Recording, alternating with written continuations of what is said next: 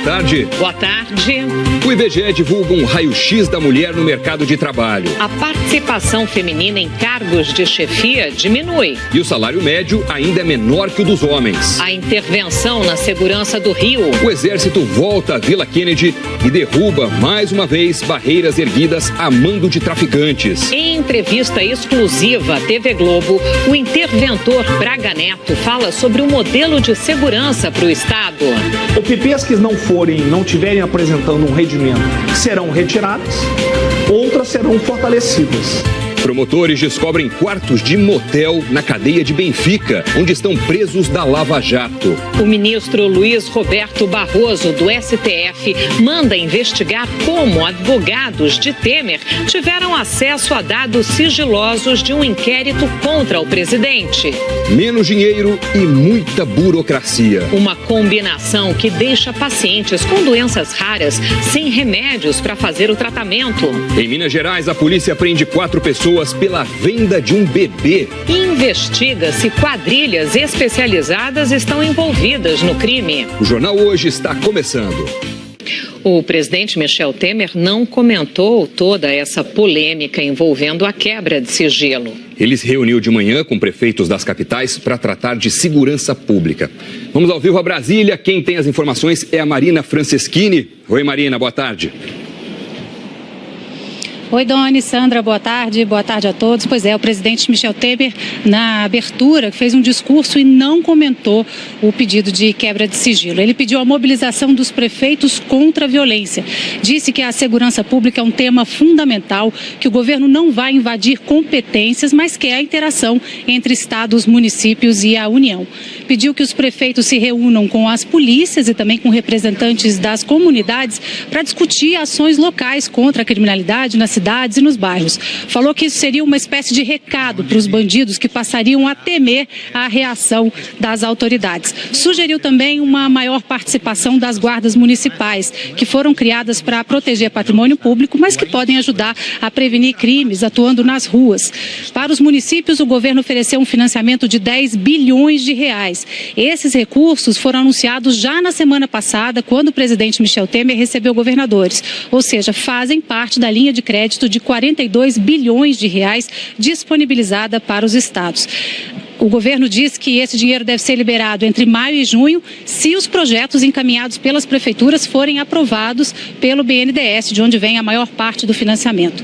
As próximas rodadas de negociações são com empresários, igrejas, partidos e sindicatos. Doni. Obrigado, Marina, pelas informações. Sandra. A defesa de Michel Temer decidiu contestar no Supremo Tribunal Federal a quebra de sigilo bancário do presidente. Continuamos lá em Brasília agora com Andréa Sadi. Oi, Andréa, boa tarde para você. Quais são os argumentos da defesa?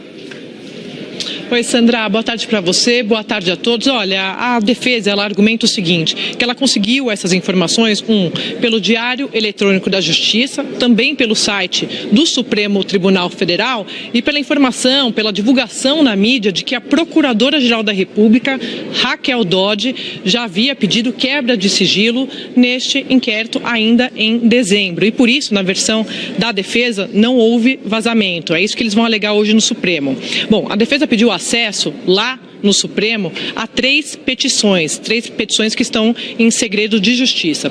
Sobre 2 dessas 3 petições, a defesa ela vai alegar o seguinte, que foi publicado no Diário Eletrônico da Justiça, no dia 9 de janeiro, informações que 2 procedimentos haviam sido distribuídos ao ministro Luiz Roberto Barroso e que estes pedidos eram originários do número 4621, que é exatamente o número do inquérito dos portos. A defesa também argumenta que em fevereiro, agora, foi divulgado na imprensa que a Procuradora-Geral da República, Raquel Dodge, ela pediu a quebra do sigilo em relação a este inquérito, ao inquérito dos portos, ainda no mês de dezembro. E a defesa argumenta que só havia uma única petição em sigilo distribuída ao ministro Barroso neste mês. Estes argumentos estão em discussão no Palácio do Planalto. O presidente Michel Temer está discutindo isso, está finalizando este documento com o seu advogado, Antônio Cláudio Maris, e vão entrar hoje, nesta tarde, lá no Supremo, para explicar a versão da defesa de que não houve vazamento. Sandra e Dônia. Ok, muito obrigada, Andréia. A fazenda Esmeralda, que pertence à empresa Argeplan, em Duartina, interior de São Paulo, foi invadida hoje cedo por integrantes do MST, o Movimento do Sem Terra. Um dos sócios da Argeplan é João Batista Lima Filho, conhecido como Coronel Lima, amigo do presidente Michel Temer.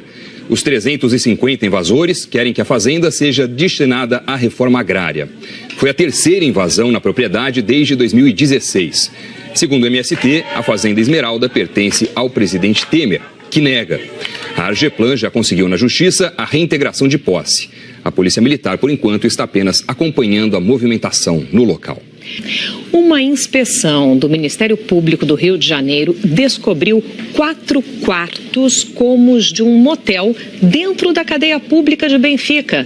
É lá que estão os presos da Lava Jato no estado. Para contar melhor essa história, a gente conversa agora com o repórter Pedro Figueiredo. Pedro, conta pra gente essa história então. Oi, Sandra. Oi, Doni. Boa tarde para vocês, boa tarde a todos. As informações foram divulgadas na edição de hoje do jornal O Dia e confirmadas pela TV Globo. De acordo com a reportagem, o Ministério Público recebeu uma denúncia de que mulheres eram pagas para ter encontros íntimos com detentos da Lava Jato. Nos quartos, luzes vermelhas, televisões, banheiros com espelhos, piso de porcelanato e até uma parede pintada com um coração. Foi isso que os promotores encontraram numa fiscalização no dia 19 de fevereiro. O Ministério Público Estadual abriu uma investigação para apurar as responsabilidades sobre esse caso. A cadeia pública José Frederico Marques foi inaugurada em fevereiro do ano passado para receber os presos da Lava Jato aqui no Rio. Estão aqui, por exemplo, o presidente afastado da Assembleia Legislativa, Jorge Pisciani, do MDB, e também empresários e outros políticos que estiveram aí no poder na política fluminense nos últimos anos. O ex-governador Sérgio Cabral, do MTB, também esteve por aqui, até ser transferido no início do ano. Essa não é a primeira vez que os promotores encontram irregularidades. Em novembro do ano passado, eles descobriram doações de equipamentos para a instalação de uma sala de vídeo para os presos. No mesmo mês, uma fiscalização encontrou nas celas um cardápio variado: camarão, bolinho de bacalhau e até queijos importados. Tudo isso proibido pelas normas da Secretaria de Administração Penitenciária do Rio. Doni e Sandra. Ok, Pedro. Bom, a Secretaria de Administração Penitenciária do Rio ainda não se manifestou. 2 presos morreram hoje de manhã numa briga na cadeia de Pentecoste, a 100 quilômetros de Fortaleza. Outras 9 pessoas ficaram feridas. A Secretaria de Segurança do Ceará não fala sobre os motivos da briga, mas não descarta que o confronto seja motivado pela disputa entre facções. A polícia de Minas Gerais está investigando a venda de um bebê num hospital municipal de Contagem, na região metropolitana de Belo Horizonte. A reportagem é de Aline Aguiar. O bebê nasceu de parto normal. Os funcionários da recepção começaram a suspeitar quando um homem se identificou como pai e pedia informações sobre a criança. Isso alertou a assistente social do complexo, ela achou estranho, que isso não é comum. Informações aos pais geralmente são dadas no quarto. A polícia militar foi chamada e soube pela mãe que ela pretendia doar o filho para um casal que conheceu em grupos de redes sociais, especialmente criados para intermediar doações de crianças. Pelo celular da mãe, a polícia teve acesso à troca de mensagens. Como queriam falsificar documentos para essa criança ser registrada no nome de outra pessoa, no nome de outra mãe. A versão que eles trazem para a gente é que ela iria doar essa criança. No entanto, através das conversas das redes sociais, a gente constata que tem promessas financeiras no meio dessa negociação também, para entregar essa criança. 4 pessoas do Rio de Janeiro foram presas em flagrante na porta da maternidade. Um casal é suspeito de ter interesse na criança e outras 2 pessoas de agenciar a negociação. Quem promete entregar o filho em troca de recompensa, se oferece para comprar ou se envolve na negociação, comete crime e pode pegar de 1 a 4 anos de prisão. A polícia quer saber agora se há uma organização criminosa atuando na internet. A gente vai investigar justamente essas pessoas do Rio de Janeiro que estão conduzidas na delegacia, para a gente ter a certeza, de que se é um caso de uma família que realmente quer cuidar de uma criança ou se são pessoas que estão querendo pegar a criança para revender e colocá-la no mercado aí que sai internacional. A mãe está sendo ouvida pela polícia na maternidade e vai passar por avaliação psicológica. Só depois será decidido se a criança permanece com ela. O plano de redução de gastos do Ministério da Saúde e problemas burocráticos estão deixando centenas de pacientes que têm doenças raras sem medicamentos essenciais. A reportagem é de Fabiano Andrade, de Brasília. Ruth não se conforma com a morte da irmã no fim do mês passado. Margarete Mendes tinha uma doença rara e, por decisão judicial, deveria receber do Ministério da Saúde 8 ampolas por mês do medicamento Eculizumab. Cada ampola sai por R$13 mil. Em outubro, Margarete esteve frente a frente com o ministro da Saúde, Ricardo Barros, cobrando a entrega do remédio. Depois de 5 meses sem respostas, ela morreu. A partir do momento que o Ministério da Saúde deixou de cumprir essa decisão judicial, não fornecendo medicamento, ela passou a ficar com a imunidade baixa, as plaquetas caíam absurdamente e ela ficou mais debilitada. Uma reportagem da rádio CBN revelou o problema. De outubro até agora, pelo menos 14 pessoas morreram em vários estados esperando medicamentos de alto custo. Segundo a Associação dos Familiares e Amigos dos Portadores de Doenças Graves, todas tinham decisões judiciais obrigando o governo a bancar o tratamento. No domingo, em frente ao hospital onde Neymar estava internado depois da cirurgia no pé, em Belo Horizonte, o movimento Minha Vida Não Tem Preço fez um protesto. O Ministério da Saúde alega 2 dificuldades para garantir o fornecimento dos remédios. As empresas que venceram a licitação para a compra dos medicamentos foram barradas pela Anvisa. E a outra é a economia. O que a Anvisa está fazendo é defender o monopólio para que só um representante possa vender um determinado produto com o preço que quer, com a margem que quer. Isso não corresponde às normas da Lei 8666. E é isso que está sendo discutido, não por nós, mas pelos próprios fornecedores em disputas judiciais. Mais cedo, numa audiência no Senado, ao ser cobrado sobre o atraso nos remédios de alto custo, Ricardo Barros falou também em redução de custos. Disse que alguns remédios foram cortados porque foi feita uma auditoria e depois dela, 108 pacientes desistiram da medicação quando foram cobrados a apresentar os laudos médicos. Barros afirmou que nos últimos 2 anos, o Ministério da Saúde reduziu em R$3,5 bilhões a compra de remédios, não só os mais caros. Para a associação que representa os pacientes de doenças raras, não se deveria falar de economia quando a vida das pessoas está em risco. A questão é que não se calcula vidas por preço, né? A vida não tem preço. Nós somos o elo mais fraco dessa questão, né? A relação entre Anvisa, Ministério da Saúde e indústria farmacêutica tem que ser resolvido com empenho e força na gestão. Sobre a afirmação do ministro da Saúde, o presidente da Anvisa, Jarbas Barbosa, respondeu que não favorece monopólio, que o que faz é exigir o cumprimento da lei e dos regulamentos da agência para garantir que os medicamentos importados e distribuídos não sejam falsificados. Segundo a Anvisa, é necessário fazer as exigências, senão a agência estaria abrindo as portas do país para medicamentos de procedência duvidosa, aumentando o risco à segurança e à vida das pessoas que recebem esses medicamentos. O IBGE divulgou hoje novos dados sobre o mercado de trabalho. As diferenças entre homens e mulheres ainda existem e são muitas. A reportagem é de Renata Capucci. Já faz tempo, 9 anos, que a Maria Solange trabalha por conta própria. Há 2 anos virou motorista de aplicativos de transporte. Sabe o que conta para ela aos 54 anos de idade? A independência. Como mulher, a gente acumula. Então, esse trabalho é importante, porque ele me dá a condição de eu ganhar o meu dinheiro e cuidar da minha família, das minhas tarefas domésticas, né? Segundo o IBGE, 2 a cada 10 mulheres que trabalham são autônomas, como a Maria Solange. Sustentam a família como motoristas, cabeleireiras, doceiras. Entre os que trabalham até 30 horas por semana, elas já são maioria, mas ainda ganham um salário menor, na média. Enquanto homens recebem R$ 2.300, elas ficam com R$ 1.700. Na véspera do Dia Internacional das Mulheres, a pesquisa do IBGE mostra que a desigualdade entre homens e mulheres no trabalho ainda chama a atenção. Eles continuam ocupando a grande maioria dos cargos de chefia.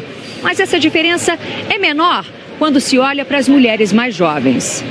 Na população entre 16 e 29 anos, elas são 43%. E entre 30 e 49 anos, 39,5%. O número de mulheres em cargos de liderança vem oscilando muito e até caiu nos últimos 5 anos. A Gladys conseguiu, já foi 3 vezes chefe em empresas diferentes. No fim do ano passado veio mais uma promoção. Ela agora é gerente de relações públicas de uma empresa de mobilidade urbana. As mulheres às vezes precisam se mostrar muito mais para conseguir ocupar o mesmo cargo que um homem. E elas se esforçam e elas mostram. E isso é o resultado, o que a gente vê hoje de mulheres em cargos de liderança, é o resultado desse esforço que acontece já há tantos anos e que, graças a Deus, hoje é reconhecido. Um trabalhador médio no Brasil é apenas 17% mais produtivo do que há 20 anos, enquanto nos países de alta renda, que já eram mais produtivos, o avanço foi de 34%. A produção por trabalhador no Brasil é a pior entre as principais economias da América Latina. Num relatório divulgado hoje, o Banco Mundial diz ainda que a entrada de 34 milhões de brasileiros no mercado de trabalho, que fez o PIB crescer em 2 décadas, não vai continuar daqui para frente. E que a saída é impulsionar a produtividade. Entre as medidas sugeridas, investimentos em inovação, reforma tributária e redução de barreiras comerciais. Notícias internacionais: mais de 700 pessoas morreram na região de Guta Oriental, na Síria, desde que os combates se intensificaram há 2 semanas. A área é controlada por rebeldes e está sitiada por tropas leais ao ditador Bashar al-Assad. Entre os mortos, há centenas de civis e os resgates dos feridos são feitos quase que diariamente. Em meio aos combates entre rebeldes e tropas sírias, estão mais de 400 mil civis. Estas imagens foram feitas pelo grupo de resgate Capacetes Brancos, formado por mais de 3 mil voluntários. Eles perceberam que havia uma criança viva sob os escombros. Era um menino. Ele foi levado para receber atendimento médico. Os voluntários também salvaram um bebê. A menina estava soterrada dentro de uma casa. Eles puxaram a menininha e agiram rápido para socorrê-la.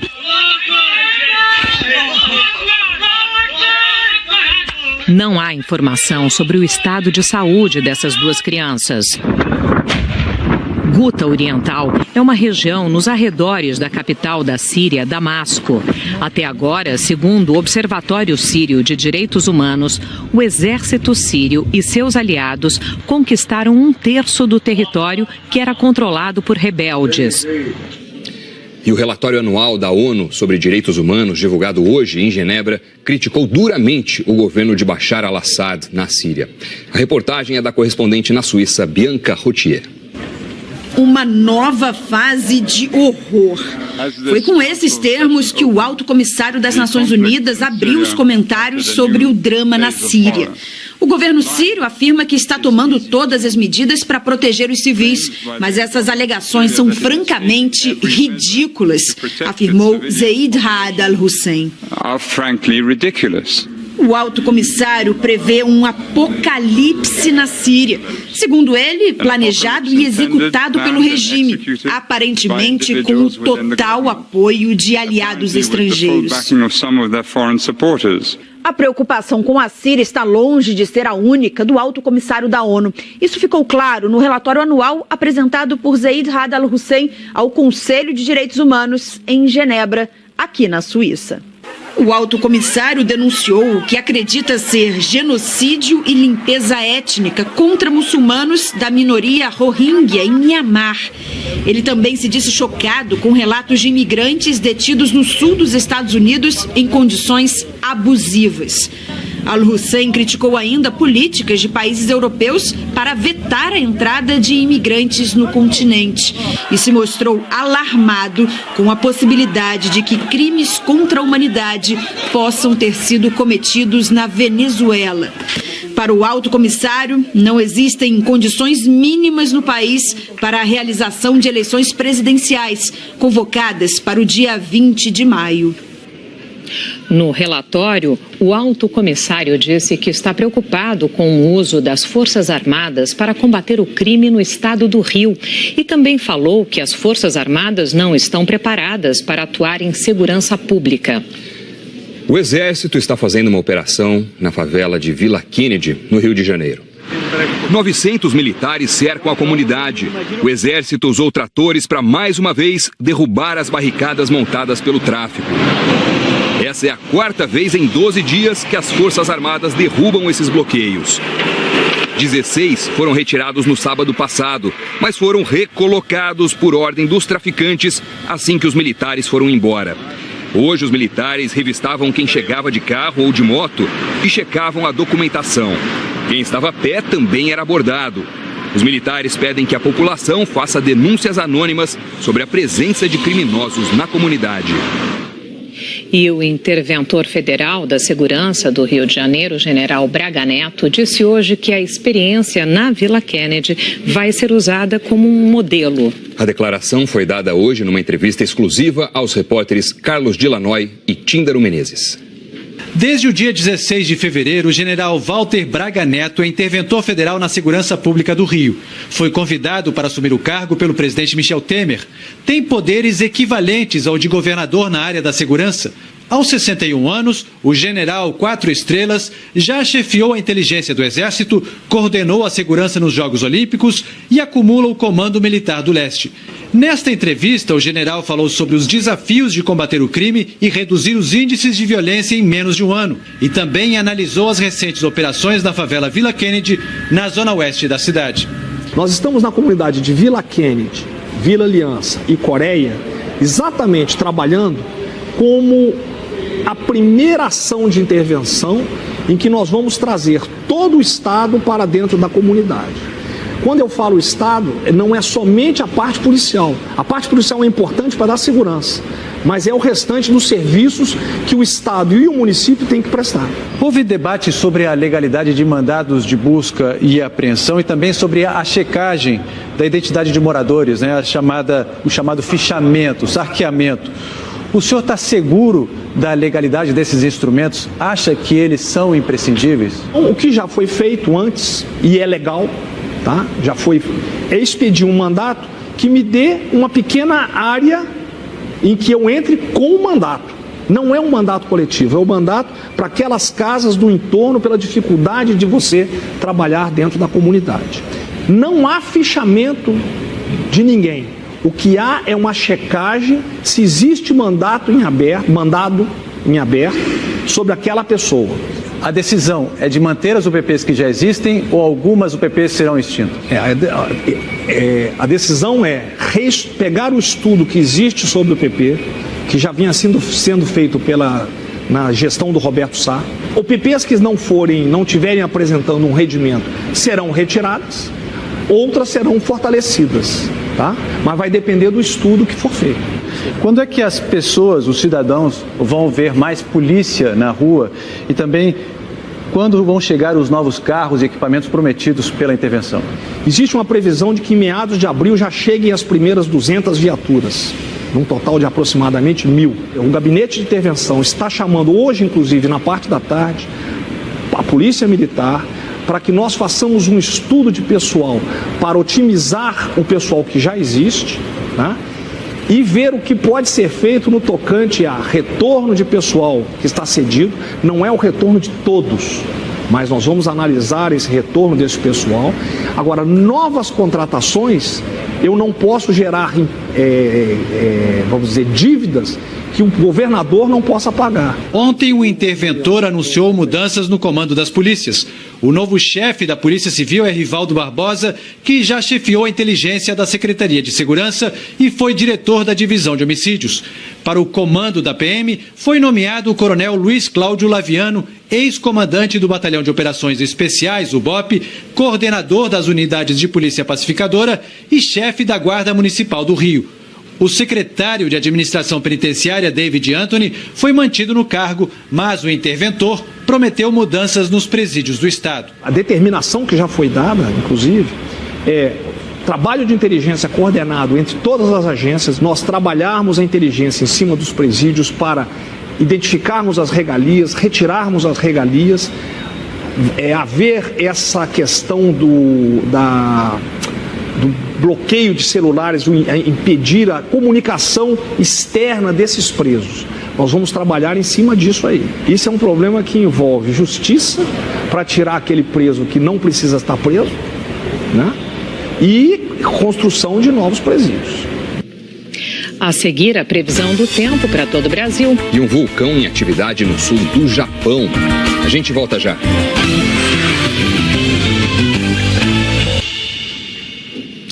Bom, vamos falar da previsão do tempo? Vamos. Lá, Tiago Scheuer já está aqui. Tiago, boa tarde para você, tudo bem? Boa tarde para você em casa também. Bom, tá chovendo muito em alguns lugares, mas em outros tá faltando água, né? Tá faltando água, contraste total no Brasil. Olha só, a gente tem extremos, né, no Nordeste e no Sul do Brasil.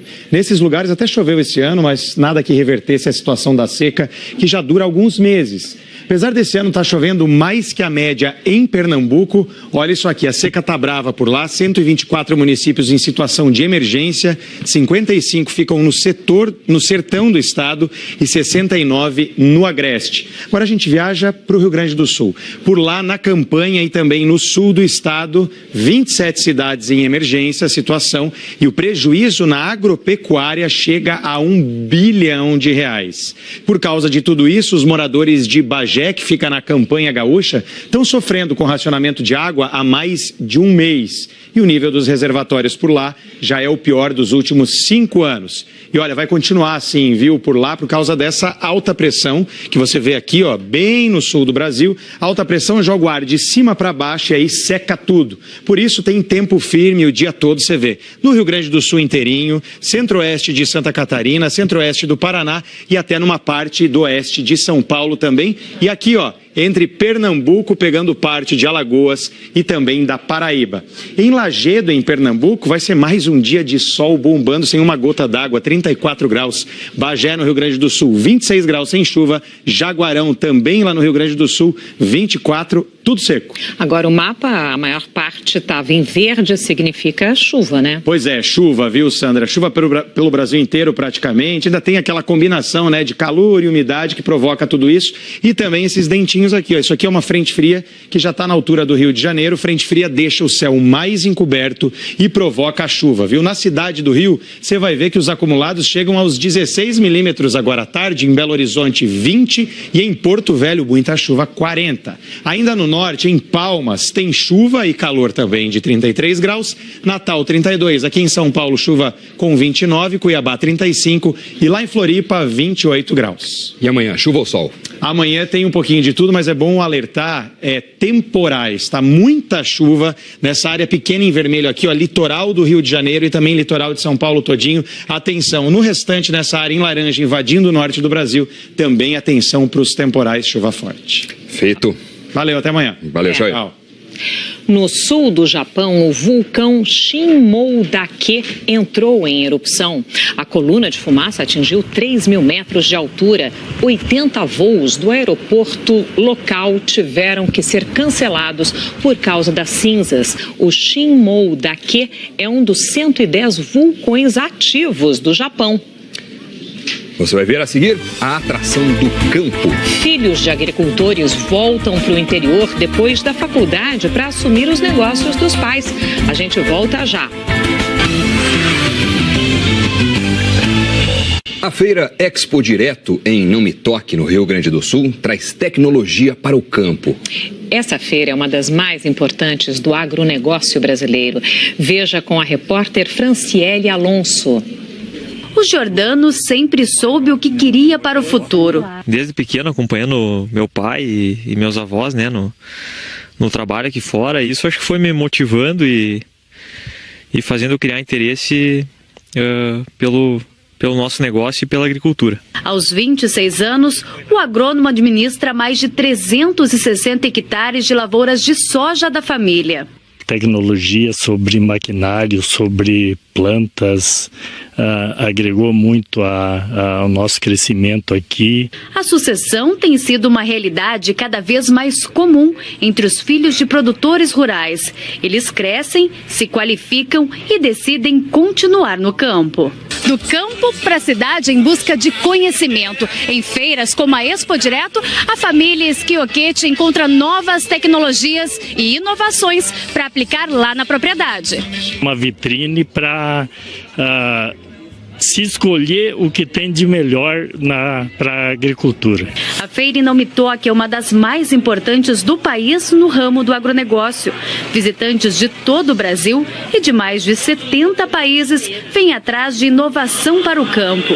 Essas novidades estão principalmente no setor das máquinas agrícolas. Gigantes e computadorizadas, elas fazem o trabalho em menos tempo. É uma tentação tu vir aqui todo ano, né, enxergar coisas novas e melhores que facilitam o nosso trabalho lá fora, né? O Jornal Hoje termina aqui. Você acompanha outras notícias no Jornal Nacional, que hoje começa mais cedo, às 8h15 da noite, no horário de Brasília.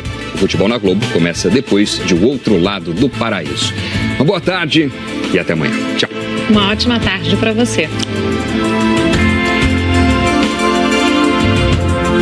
Racionamento de água há mais de um mês. E o nível dos reservatórios por lá já é o pior dos últimos 5 anos. E olha, vai continuar assim, viu, por lá, por causa dessa alta pressão que você vê aqui, ó, bem no sul do Brasil. Alta pressão joga o ar de cima para baixo e aí seca tudo. Por isso tem tempo firme o dia todo, você vê. No Rio Grande do Sul inteirinho, centro-oeste de Santa Catarina, centro-oeste do Paraná e até numa parte do oeste de São Paulo também. E aqui, ó, entre Pernambuco, pegando parte de Alagoas e também da Paraíba.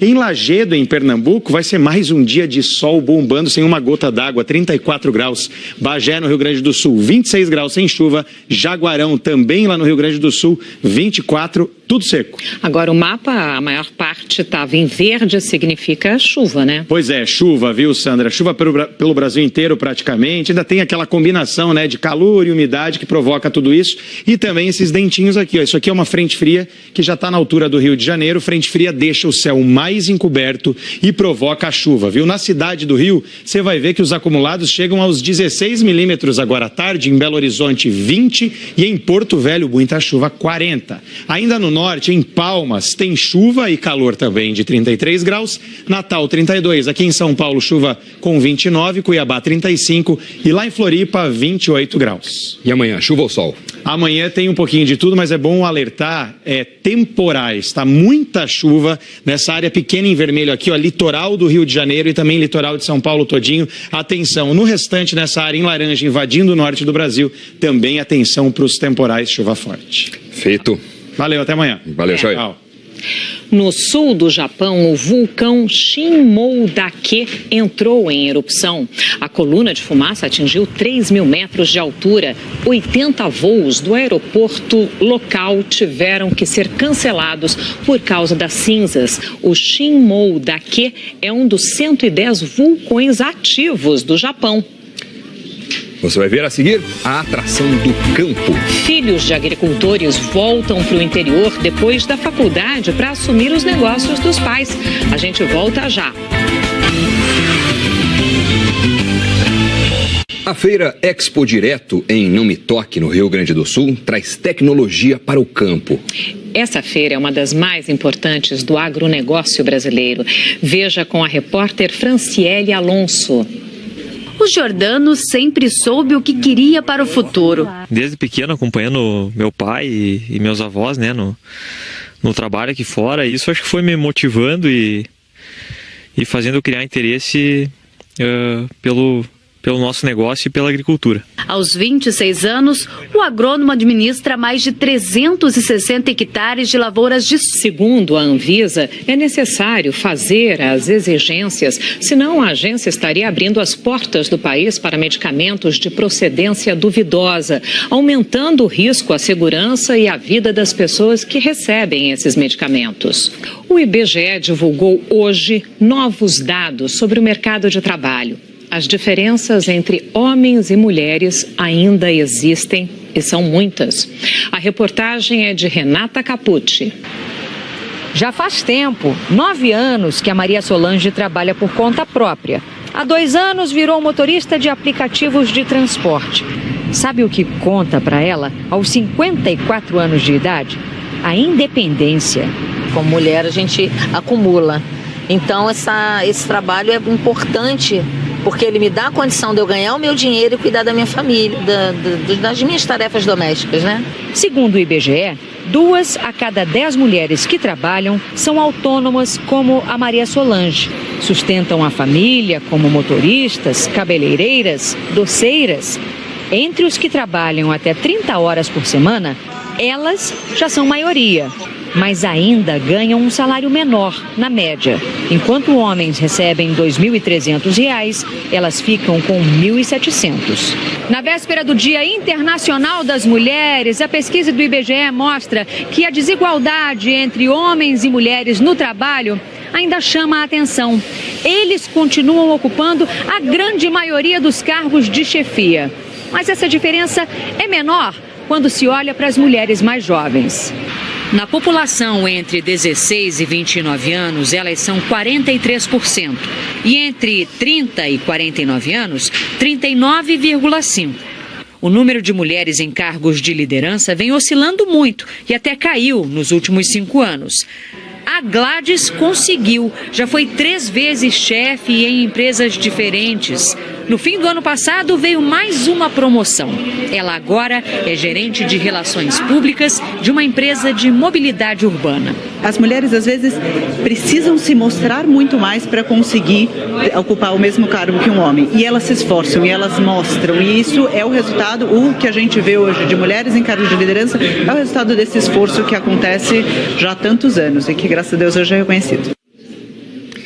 Um trabalhador médio no Brasil é apenas 17% mais produtivo do que há 20 anos, enquanto nos países de alta renda, que já eram mais produtivos, o avanço foi de 34%.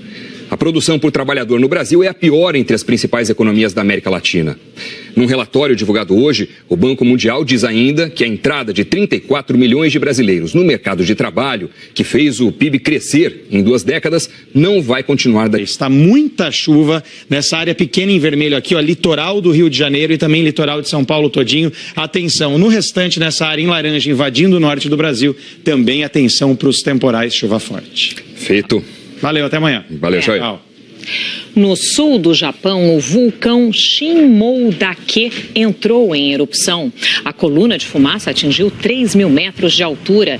80 voos do aeroporto local tiveram que ser cancelados por causa das cinzas. O Shinmoudake é um dos 110 vulcões ativos do Japão. Você vai ver a seguir a atração do campo. Filhos de agricultores voltam para o interior depois da faculdade para assumir os negócios dos pais. A gente volta já. A feira Expo Direto em Não Me Toque, no Rio Grande do Sul, traz tecnologia para o campo. Essa feira é uma das mais importantes do agronegócio brasileiro. Veja com a repórter Franciele Alonso. O Jordano sempre soube o que queria para o futuro. Desde pequeno, acompanhando meu pai e meus avós, né, no trabalho aqui fora, isso acho que foi me motivando e fazendo eu criar interesse pelo nosso negócio e pela agricultura. Aos 26 anos, o agrônomo administra mais de 360 hectares de lavouras de soja da família. Tecnologia, sobre maquinário, sobre plantas, agregou muito ao nosso crescimento aqui. A sucessão tem sido uma realidade cada vez mais comum entre os filhos de produtores rurais. Eles crescem, se qualificam e decidem continuar no campo. Do campo para a cidade em busca de conhecimento. Em feiras como a Expo Direto, a família Esquioquete encontra novas tecnologias e inovações para aplicar lá na propriedade. Uma vitrine para se escolher o que tem de melhor para a agricultura. A Feira em Não Me Toque é uma das mais importantes do país no ramo do agronegócio. Visitantes de todo o Brasil e de mais de 70 países vêm atrás de inovação para o campo. Essas novidades estão principalmente no setor das máquinas agrícolas. Gigantes e computadorizadas, elas fazem o trabalho em menos tempo. É uma tentação tu vir aqui todo ano, né, enxergar coisas novas e melhores que facilitam o nosso trabalho lá fora, né? O Jornal Hoje termina aqui. Você acompanha outras notícias no Jornal Nacional, que hoje começa mais cedo, às 8h15 da noite, no horário de Brasília. O Futebol na Globo começa depois de O Outro Lado do Paraíso. Uma boa tarde e até amanhã. Tchau. Uma ótima tarde para você. José Frederico Marques foi inaugurado em fevereiro do ano passado para receber os presos da Lava Jato aqui no Rio. Estão aqui, por exemplo, o presidente afastado da Assembleia Legislativa, Jorge Pisciani, do MDB, e também empresários e outros políticos que estiveram aí no poder na política fluminense nos últimos anos. O ex-governador Sérgio Cabral, do MTB, também esteve por aqui, até ser transferido no início do ano. Essa não é a primeira vez que os promotores encontram irregularidades. Em novembro do ano passado, eles descobriram doações de equipamentos para a instalação de uma sala de vídeo para os presos. No mesmo mês, uma fiscalização encontrou nas celas um cardápio variado: camarão, bolinho de bacalhau e até queijos importados. Tudo isso proibido pelas normas da Secretaria de Administração Penitenciária do Rio. Doni e Sandra. Ok, Pedro. Bom, a Secretaria de Administração Penitenciária do Rio ainda não se manifestou. 2 presos morreram hoje de manhã numa briga na cadeia de Pentecoste, a 100 quilômetros de Fortaleza. Outras 9 pessoas ficaram feridas. A Secretaria de Segurança do Ceará não fala sobre os motivos da briga, mas não descarta que o confronto seja motivado pela disputa entre facções. A polícia de Minas Gerais está investigando a venda de um bebê num hospital municipal de Contagem, na região metropolitana de Belo Horizonte. A reportagem é de Aline Aguiar. O bebê nasceu de parto normal. Os funcionários da recepção começaram a suspeitar quando um homem se identificou como pai e pedia informações sobre a criança. Isso alertou a assistente social do complexo, ela achou estranho, porque isso não é comum. Informações aos pais geralmente são dadas no quarto. A polícia militar foi chamada e soube pela mãe que ela pretendia doar o filho para um casal que conheceu em grupos de redes sociais, especialmente criados para intermediar doações de crianças. Pelo celular da mãe, a polícia teve acesso à troca de mensagens. Como queriam falsificar documentos para essa criança ser, registrada no nome de outra pessoa, no nome de outra mãe. A versão que eles trazem para a gente é que ela iria doar essa criança. No entanto, através das conversas das redes sociais, a gente constata que tem promessas financeiras no meio dessa negociação também, para entregar essa criança. 4 pessoas do Rio de Janeiro foram presas em flagrante na porta da maternidade. Um casal é suspeito de ter interesse na criança e outras 2 pessoas de agenciar a negociação. Quem promete entregar o filho em troca de recompensa, se oferece para comprar ou se envolve na negociação, comete crime e pode pegar de 1 a 4 anos de prisão. A polícia quer saber agora se há uma organização criminosa atuando na internet. A gente vai investigar justamente essas pessoas do Rio de Janeiro que estão conduzidas na delegacia, para a gente ter a certeza, de que se é um caso de uma família... Já foi expedir um mandato que me dê uma pequena área em que eu entre com o mandato. Não é um mandato coletivo, é um mandato para aquelas casas do entorno, pela dificuldade de você trabalhar dentro da comunidade. Não há fichamento de ninguém. O que há é uma checagem se existe mandado em aberto sobre aquela pessoa. A decisão é de manter as UPPs que já existem ou algumas UPPs serão extintas? A decisão é pegar o estudo que existe sobre o UPP, que já vinha sendo feito na gestão do Roberto Sá. UPPs que não tiverem apresentando um rendimento serão retiradas, outras serão fortalecidas. Mas vai depender do estudo que for feito. Quando é que as pessoas, os cidadãos, vão ver mais polícia na rua e também quando vão chegar os novos carros e equipamentos prometidos pela intervenção? Existe uma previsão de que em meados de abril já cheguem as primeiras 200 viaturas, num total de aproximadamente 1.000. O gabinete de intervenção está chamando hoje, inclusive na parte da tarde, a Polícia Militar, para que nós façamos um estudo de pessoal para otimizar o pessoal que já existe, e ver o que pode ser feito no tocante a retorno de pessoal que está cedido. Não é o retorno de todos, mas nós vamos analisar esse retorno desse pessoal. Agora, novas contratações, Eu não posso gerar, vamos dizer, dívidas que um governador não possa pagar. Ontem, o interventor anunciou mudanças no comando das polícias.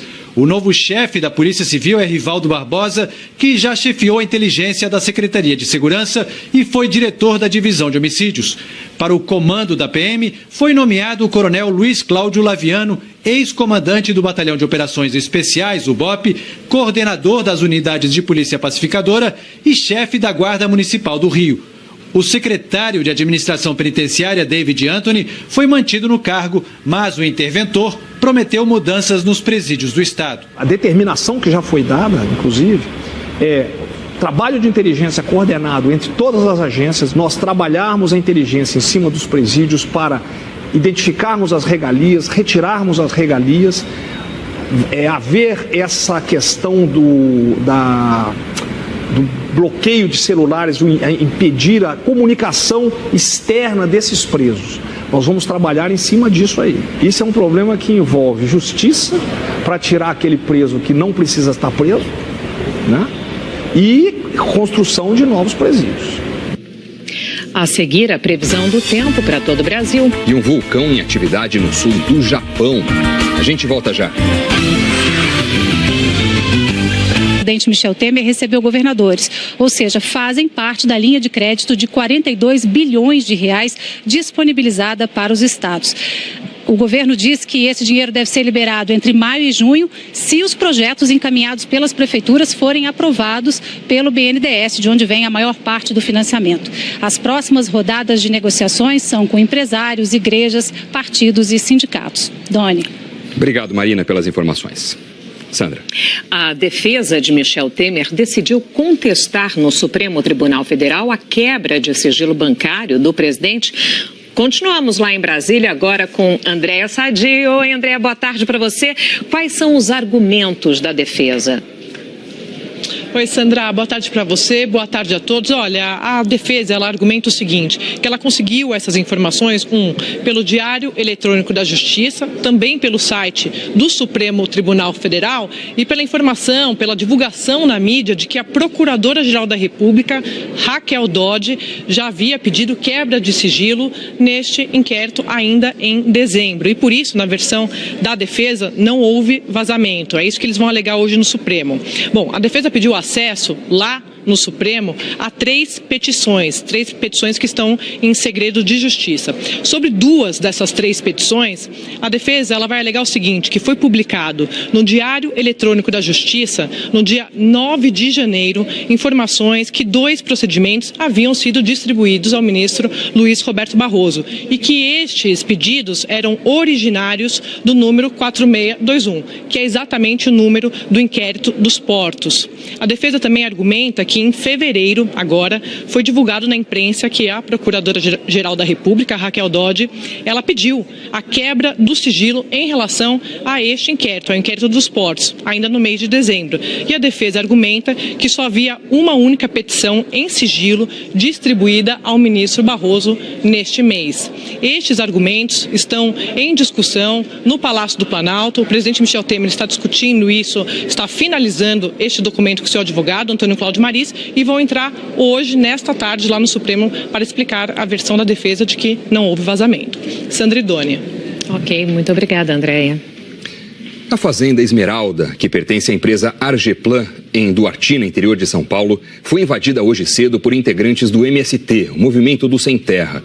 Um dos sócios da Argeplan é João Batista Lima Filho, conhecido como Coronel Lima, amigo do presidente Michel Temer. Os 350 invasores querem que a fazenda seja destinada à reforma agrária. Foi a terceira invasão na propriedade desde 2016. Segundo o MST, a fazenda Esmeralda pertence ao presidente Temer, que nega.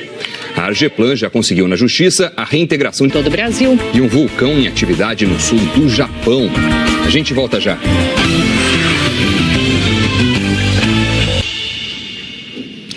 Bom, vamos falar da previsão do tempo? Vamos. Lá, Tiago Scheuer já está aqui. Tiago, boa tarde para você, tudo bem? Boa tarde para você em casa também. Bom, tá chovendo muito em alguns lugares, mas em outros está faltando água, né? Tá faltando água, contraste total no Brasil, olha só, a gente tem extremos, né, no Nordeste e no Sul do Brasil. Nesses lugares até choveu esse ano, mas nada que revertesse a situação da seca, que já dura alguns meses. Apesar desse ano estar chovendo mais que a média em Pernambuco, olha isso aqui, a seca tá brava por lá, 124 municípios em situação de emergência, 55 ficam no sertão do estado e 69 no agreste. Agora a gente viaja para o Rio Grande do Sul. Por lá, na campanha e também no sul do estado, 27 cidades em emergência, situação, e o prejuízo na agropecuária chega a R$1 bilhão. Por causa de tudo isso, os moradores de Bagé, que fica na campanha gaúcha, estão sofrendo com racionamento de água há mais de um mês. E o nível dos reservatórios por lá já é o pior dos últimos 5 anos. E olha, vai continuar assim, viu, por lá, por causa dessa alta pressão que você vê aqui, ó, bem no sul do Brasil. A alta pressão joga o ar de cima para baixo e aí seca tudo. Por isso tem tempo firme o dia todo, você vê. No Rio Grande do Sul inteirinho, centro-oeste de Santa Catarina, centro-oeste do Paraná e até numa parte do oeste de São Paulo também. E aqui, ó, entre Pernambuco, pegando parte de Alagoas e também da Paraíba. Em Lagedo, em Pernambuco, vai ser mais um dia de sol bombando sem uma gota d'água, 34 graus. Bagé, no Rio Grande do Sul, 26 graus sem chuva. Jaguarão, também lá no Rio Grande do Sul, 24, tudo seco. Agora, o mapa, a maior parte estava em verde, significa chuva, né? Pois é, chuva, viu, Sandra? Chuva pelo Brasil inteiro, praticamente. Ainda tem aquela combinação, né, de calor e umidade que provoca tudo isso. E também esses dentinhos aqui, ó. Isso aqui é uma frente fria que já está na altura do Rio de Janeiro. Frente fria deixa o céu mais encoberto e provoca a chuva, viu? Na cidade do Rio, você vai ver que os acumulados chegam aos 16 milímetros agora à tarde, em Belo Horizonte 20 e em Porto Velho, muita chuva, 40. Ainda no norte, em Palmas, tem chuva e calor também de 33 graus. Natal 32, aqui em São Paulo chuva com 29, Cuiabá 35 e lá em Floripa 28 graus. E amanhã, chuva ou sol? Amanhã tem um pouquinho de tudo, mas é bom alertar, temporais, tá? Muita chuva nessa área pequena em vermelho aqui, ó, litoral do Rio de Janeiro e também litoral de São Paulo todinho. Atenção, no restante, nessa área em laranja, invadindo o norte do Brasil, também atenção para os temporais, chuva forte. Feito. Valeu, até amanhã. Valeu, Scheuer. Tchau. No sul do Japão, o vulcão Shinmoudake entrou em erupção. A coluna de fumaça atingiu 3.000 metros.